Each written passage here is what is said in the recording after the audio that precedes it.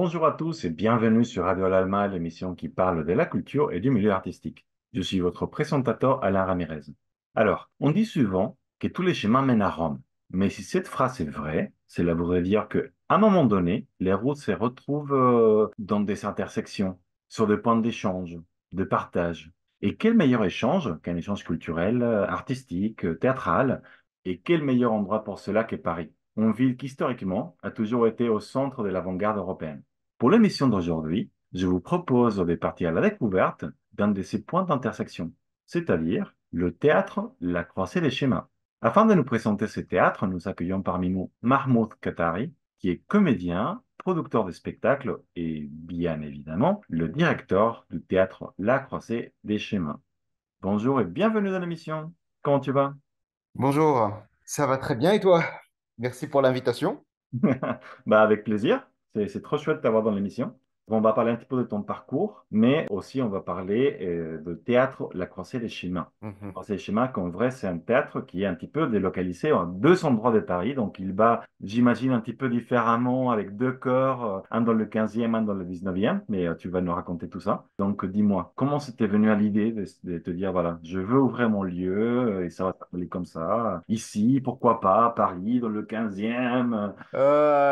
Comment l'idée était venue? Eh ben, écoute, en fait, à l'origine, moi, j'étais dans un autre univers, on va dire, dans un autre milieu, c'est-à-dire que je ne travaillais pas du tout dans le domaine culturel. Ça faisait un certain temps que je faisais du théâtre, hein, bien sûr, mais plus en tant que passion, plus en tant qu'amateur bénévole, mais j'avais vraiment, vraiment, vraiment beaucoup je donnais beaucoup d'importance au théâtre, ça c'était primordial, ça prenait une place très importante dans ma vie quotidienne, sans en être mon métier. Au début, c'était juste, comme je disais, par passion, et après, les choses ont pris de plus en plus de place.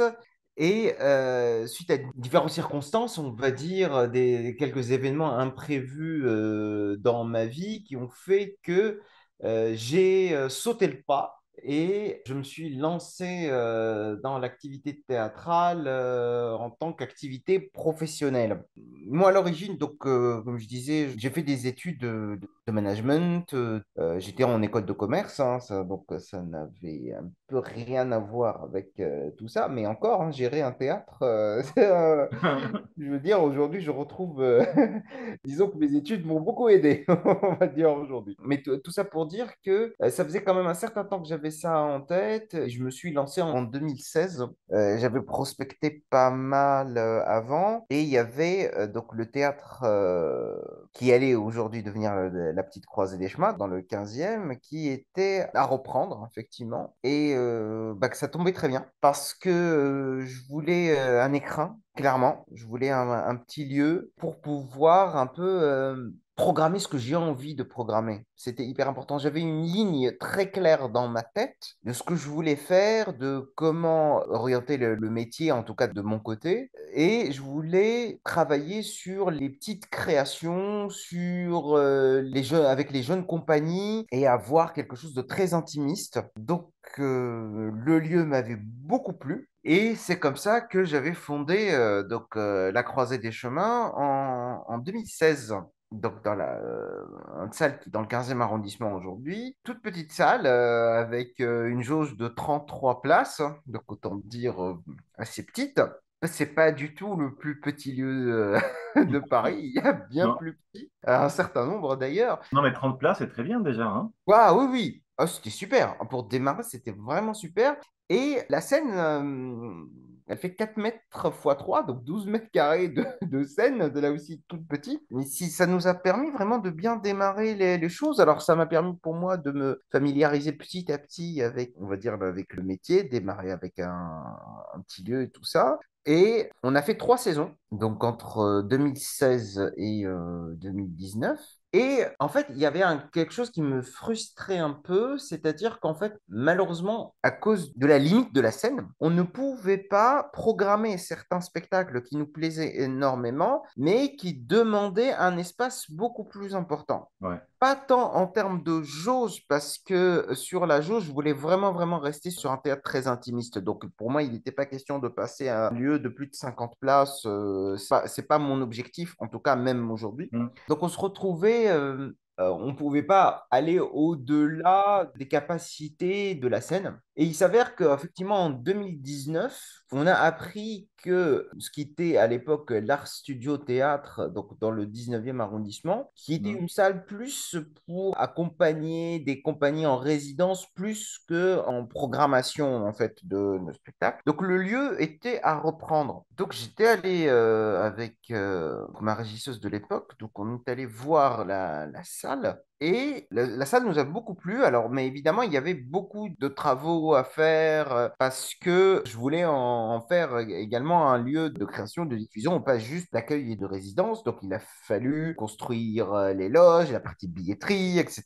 Et on a voulu faire un coin buvette pour que ça soit plus convivial et tout. Et donc, c'était une super opportunité d'avoir cette deuxième salle qui était complémentaire par rapport à l'autre, avec une scène faisant donc 8 mètres d'ouverture fois 5 mètres de profondeur, donc 40 mètres carrés, qui est une très très belle scène par rapport pour un petit lieu. En fait, là, on est sur du 49 places en fait, hein, sur la deuxième salle. Donc aujourd'hui, quand on me demande, oh, tu as deux théâtres, etc., je dis non, non, non, c'est un seul théâtre. Je précise, alors effectivement, il y a une spécificité, à savoir que les deux salles sont géographiquement pas à côté, Ouais. on va dire ça comme ça, l'une de l'autre, mais pour moi, ça reste toujours un théâtre avec deux salles, avec deux lieux, avec le même état d'esprit, à savoir la création, l'accueil des jeunes compagnies, permettre un premier lieu d'expression et de diffusion,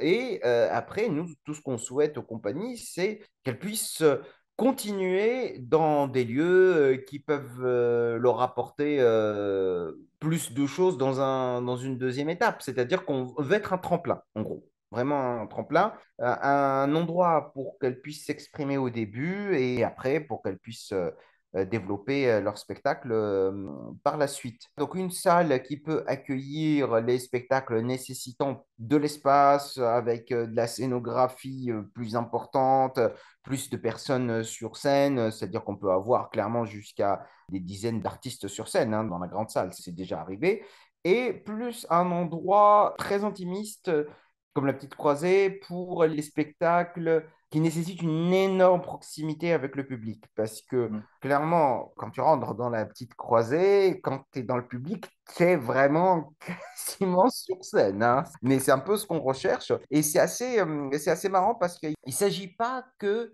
du nombre d'artistes sur scène. Ça joue forcément. Mais il peut y avoir des spectacles avec juste une personne sur scène qui nécessitent beaucoup d'espace, donc ils préfèrent aller dans la grande salle, et des spectacles où il y a même quatre, voire cinq artistes sur scène qui veulent une telle proximité avec le public et un tel huis clos dans le cadre de leur mise en scène qu'ils préfèrent être dans la petite salle. Donc, voilà. Donc ça, c'est pour résumer assez l'état d'esprit en fait de la Croisée des Chemins. Bah, c'est génial. Moi, ce qui m'interpelle énormément, c'est que, ok, tu fais une reconversion, tu te dis, Mmh. je me lance dans le théâtre, voilà, c'est ma passion, même si, bon, comme tu l'as dit, à un moment donné, je pense qu'il y a besoin de tes savoirs de ta vie passée, qui est très présente quand même, mais c'est aussi et surtout le courage que tu as eu pour te dire, ok, pas seulement j'en fais mon métier, pas seulement je deviens comédien ou metteur en scène ou producteur ou voilà ce que tu veux, mais en plus tu te dis, allez, je me complique l'existence, je veux avoir ma salle.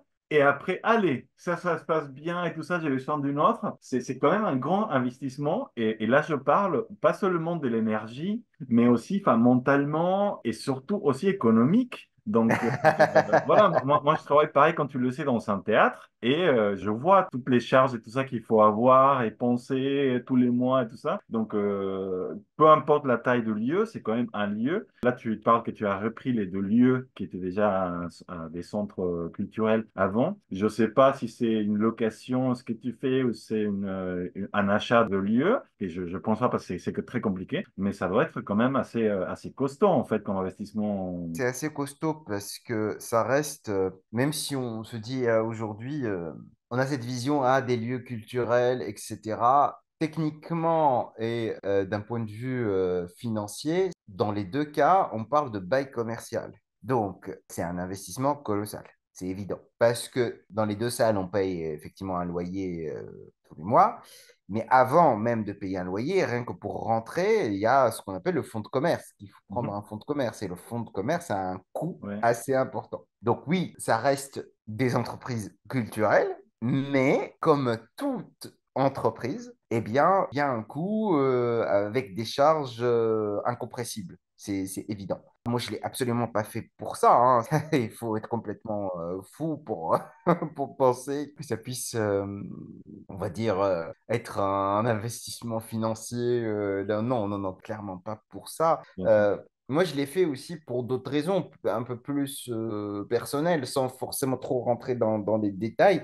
Comme je te disais, ça faisait un certain temps que j'avais ça en tête, mais que j'avais pas le courage, entre guillemets, de le faire. J'emploie un mot que tu viens d'utiliser. Et qu'au final, ce sont des facteurs plus ou moins externes qui sont arrivés et qui m'ont poussé à changer tout ça parce que, en fait, j'ai eu des problèmes de santé assez importants. Et je me suis dit que si j'arrivais à surmonter tout ça, eh bien, je changeais de vie. Voilà. Et que ça allait me permettre, me dire, eh ben, maintenant, concentre-toi sur l'essentiel. C'est ce que tu as toujours voulu faire. Jusque-là, tu n'as pas eu le courage de le faire, mais que peut-être que poussé par les événements de la vie, bah, ça va te permettre de te lancer enfin. Donc voilà, moi j'estime, en tout cas pour ma part, j'estime que c'est pas forcément du courage, c'était plus de la survie plus qu'autre chose en fait. C'était que ça me permettait de reprendre ma vie en main et de me dire, eh ben en fait, au final, ça passe très vite et qu'on ne va pas passer toute notre vie à se dire, ah ben, j'aurais aimé faire ça, j'aurais aimé faire ça, j'aurais aimé faire ça. Tu as envie de faire ça.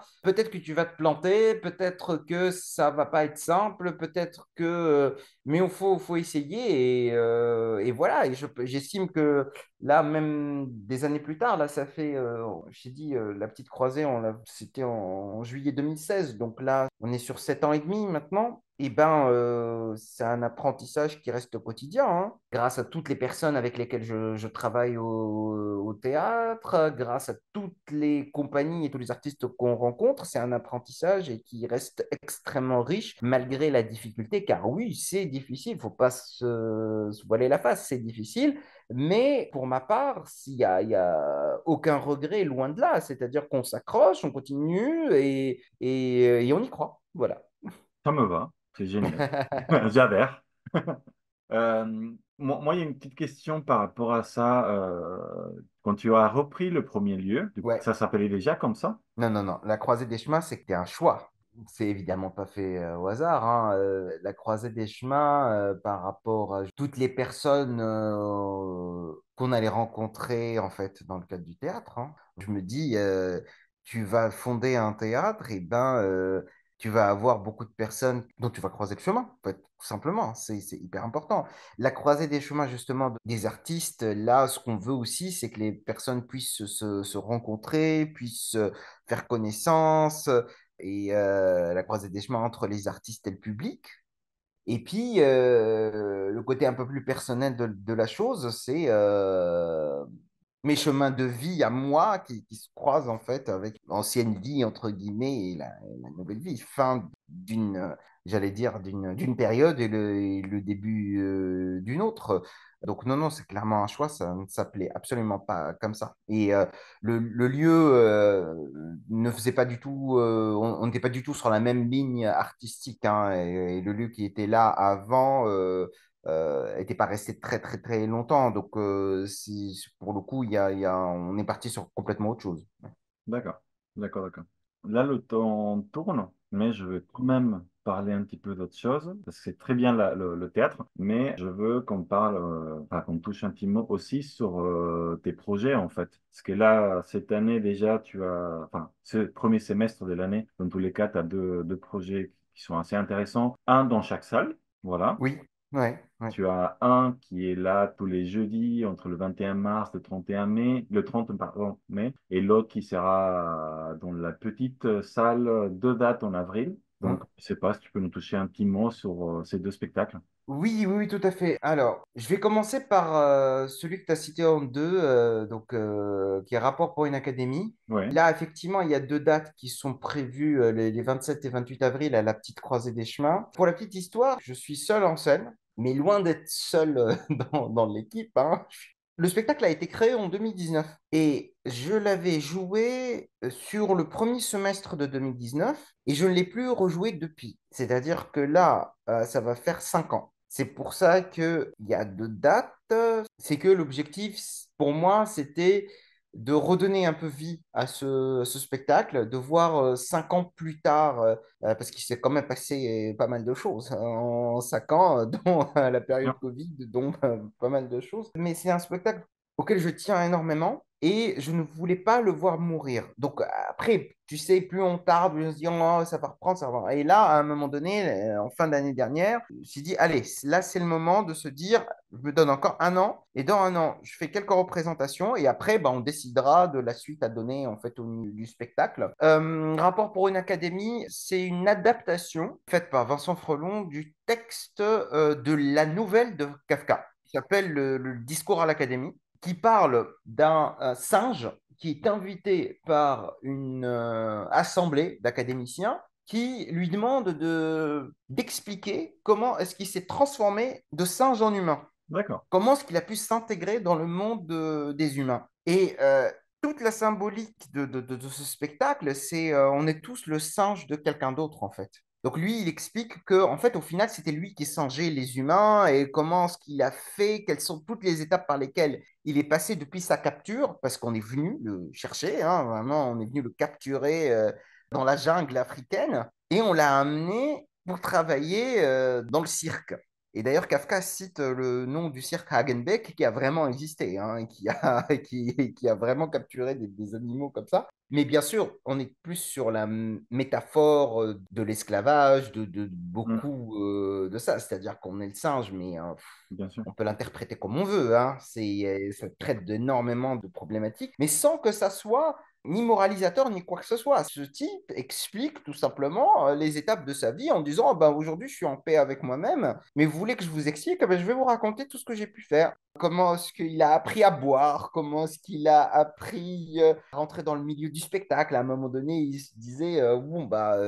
J'avais le choix entre le zoo et la variété. Je me suis dit, bah voilà, de toute façon, va dans la variété, c'est le seul moyen pour toi de t'en sortir parce que le zoo, t'es dans une nouvelle cage, en fait. Et il explique surtout que, en fait, il n'y a pas de liberté, il y a juste des issues et qu'il a décidé de prendre une issue plutôt qu'une autre, en fait. Le spectacle est assez. C'est pas très long, hein, ça dure un tout petit peu moins d'1 heure. Et Khadija Al-Mahdi, qui est ma metteuse en scène, qui a dirigé le spectacle et avec qui j'ai vraiment beaucoup de bonheur à travailler. Et Khadija a situé les événements dans la loge de ce spécimen, on va dire, de cet individu. C'est dans le milieu du cirque, il finit son spectacle, il se retrouve interpellé par cette assemblée et il les amène plus ou moins dans sa loge pour leur expliquer tout ce qu'il a fait, tout ce qu'il a traversé et tout ce qu'il continue à faire.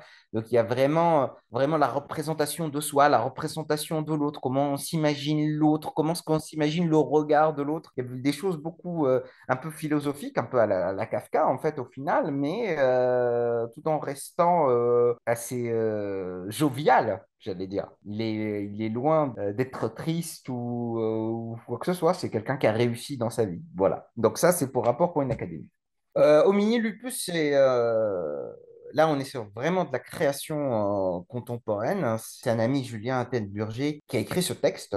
Là, on est sur du drame, clairement. On est sur trois individus, trois trajectoires de vie, une femme et deux hommes qui ont subi la violence de la société et le rejet de la société, qui ont été tour à tour dans leur vie, et tour à tour donc victimes à un moment donné, puis ils lâchent dans un deuxième temps pour finir en maître de leur destin dans un troisième temps. Et il s'agit vraiment d'une pièce chorale avec ces personnes qui ne sont pas du tout dans le même espace-temps, qui racontent leur vie Là aussi, on n'est pas du tout dans le côté un peu pathos ou moralisateur ou quoi que ce soit. C'est le même principe. On est sur un récit, voilà ce qui s'est passé. Et ce qu'on veut, c'est sensibiliser les personnes, le public, tout le monde sur des situations qu'on pense banales, qui sont malheureusement devenues banales aujourd'hui. Ouais, Mais pour nous, c'est important d'en parler et de dire, bah non, c'est pas banal, c'est pas normal. Il y a des gens qui vivent ça et juste d'alerter sur certaines situations et de dire que les situations existent et qu'il faut passer par-delà tout ça. Bon, on ne veut pas trop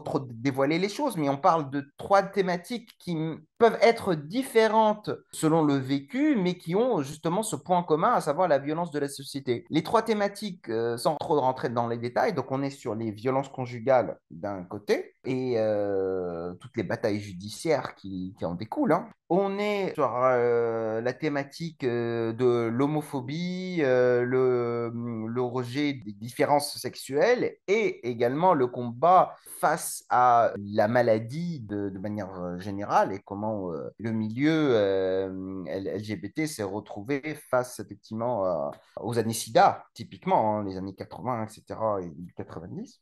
Et l'autre thématique, c'est les abus religieux. C'est clairement on est dans une société où débarque l'extrémisme religieux, où deux personnes qui ne sont pas liées maritalement, on va dire, se retrouvent séparées et on est face à justement cet intégrisme, cet extrémisme et les conséquences de eh ben, je dois partir et avec tout l'exode, l'immigration et toutes les difficultés qui vont avec. On a l'impression que c'est trois histoires différentes, mais l'écriture de Julien est absolument extraordinaire parce que il arrive à lier les textes des uns et des autres pour en faire une histoire unique. Et la mise en scène donc de Grégoire Gabriel Van Robez qui nous situe dans la même énergie. Et qui nous a dit, en fait, le jour de la toute première répétition, les personnages ne se croisent jamais, mais les comédiens ne se quittent jamais, en fait. Il y a vraiment tout un univers, un huis clos, dans le sens où les trois artistes ne sortent pas de scène, typiquement, pendant le truc, et on est ensemble, même si les espaces-temps sont différents. Voilà. Donc, la Omni Lupus a été créée en novembre dernier. Donc, on a fait une quinzaine de dates entre novembre et décembre. Ça a plutôt bien fonctionné. Donc, on est reparti sur une nouvelle série de dates. Donc, effectivement, à partir du 21 mars, avec mes deux chers camarades, Buni Shreki et Raphaël Fournier. Voilà. génial. Du coup, oui, bien chargé à cette pièce, plein d'informations, d'histoires. Ouais, exactement. Mais encore une fois, c'est pas du tout, comme le dit l'auteur, c'est vraiment le réquisitoire pour l'humanité. On veut toucher le public, c'est évident, mais ce qu'on veut, c'est que les gens sortent aussi avec la rage de vivre, hein. C'est pas, ah bah tiens, on veut faire pleurer sur les situations de... C'est pas ça du tout, hein. C'est clairement pas l'objectif de la pièce, ni de la mise en scène, ni du texte, ni rien du tout. On est plus en train d'alerter sur des situations et de se dire, eh ben, soyez quand même contentes et contents parce qu'il y en a qui vivent des situations pas forcément sympathiques. Alors, bon, profitez de la vie, soyez heureux. Voilà. Parfait. Bah, écoute, partons sur ça. Profitons de la vie. Voilà. Je te remercie énormément d'avoir participé à cette émission. Bah, c'est moi qui te remercie. Tu reviens quand tu veux. Parler d'autres choses, je sais pas, des futurs projets. Bah, tu me dis, on organise ça. Avant de vous quitter, je vous incite fortement, bien évidemment, à suivre autant les projets de ces grands monsieur qui a fait cette transition vers le milieu du théâtre et que voilà, que la programmation de son théâtre, de théâtre La Croix et les Chemins. Puis, comme d'habitude, vous trouverez tous les liens et adresses utiles possibles, imaginables dans la description de cet épisode. Comme ça, vous pouvez vraiment tomber sur le bon site, les bonnes informations. Pour finir, je vous invite à cliquer sur le bouton souscrire de cette chaîne, à liker la vidéo, à la partager, à nous laisser vos commentaires. Sur cela, je vous dis à bientôt dans les salles du théâtre La Corsée des Schémas et aussi à très vite pour un nouvel épisode dans notre émission. À bientôt. Merci beaucoup.